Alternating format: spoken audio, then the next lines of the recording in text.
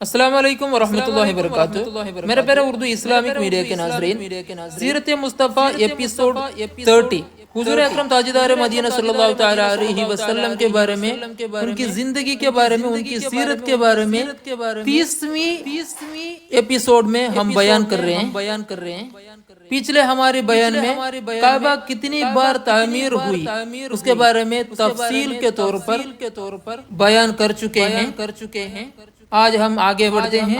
دیکھیے، اعلان نبوت سے قبل جو لوگ حضور اکرم تاجدار مدینہ صلی اللہ تعالی علیہ وسلم کے مخصوص احباب رفقا تھے، وہ سب نہایت ہی بلند اخلاق، عالی مرتبہ، ہوش مند اور باوقار لوگ تھے۔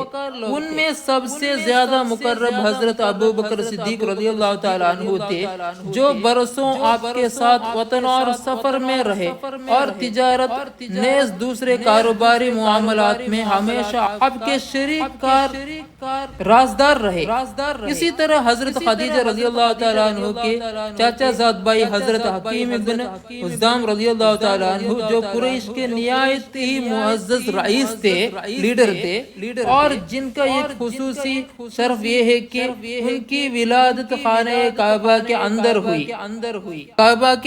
ہوئی تھی۔ یہ بھی حضور صلی اللہ تعالی علیہ وسلم کے مخصوص احباب میں خصوصی امتیاز رکھتے تھے۔ حضرت ضماد بن ثعلبہ رضی اللہ تعالی عنہ، جو زمانے جاہلیت میں طبابت اور جراحی کا پیشہ کرتے تھے، یہ بھی احباب خاص میں سے تھے۔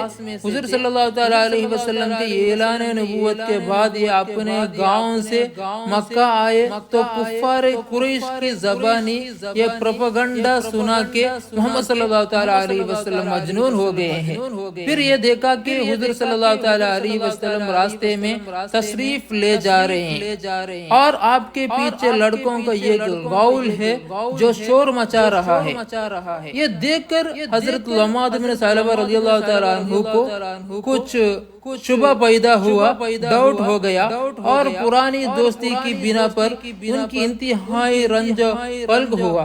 چنانچہ یہ حضور صلی اللہ تعالی علیہ وسلم کے پاس آیا اور کہنے لگے کہ اے محمد صلی اللہ تعالی علیہ وسلم، میں طبیب ہوں، میں ڈاکٹر ہوں اور جنون کا علاج کر سکتا ہوں۔ یہ سن کر حضور اقدس صلی اللہ تعالی علیہ وسلم نے خدا کی حمد و ثنا کے بعد چند جملے ارشاد فرمائے، جن کا حضرت ضماد بن ثعلبہ رضی اللہ تعالیٰ عنہ کے قلب پر اتنا گہرا اثر پڑا کہ وہ فوراً ہی اسلام میں داخل ہو گئے۔ حضرت قیس بن سعید مخزومی رضی اللہ تعالیٰ عنہ تجارت کے کاروبار میں آپ صلی اللہ تعالیٰ علیہ وسلم کے شریک کار رہا کرتے تھے، پارٹنر رہا کرتے تھے، اور آپ کے گہرے دوستوں میں سے تھے۔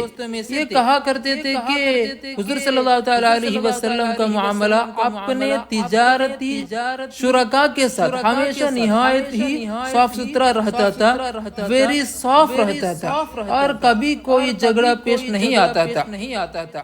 پیارے ناظرین، اس کے اگلا حصہ اگلی ویڈیو میں ہوگا انشاءاللہ۔ آپ سب حضرات اپنے دوستوں کو بھی، اپنے رشتہ داروں کو بھی، اپنے تمام مسلمان لوگوں کو بھی شیئر کریں، لائک کریں، کمنٹ کریں۔ السلام علیکم ورحمۃ اللہ وبرکاتہ۔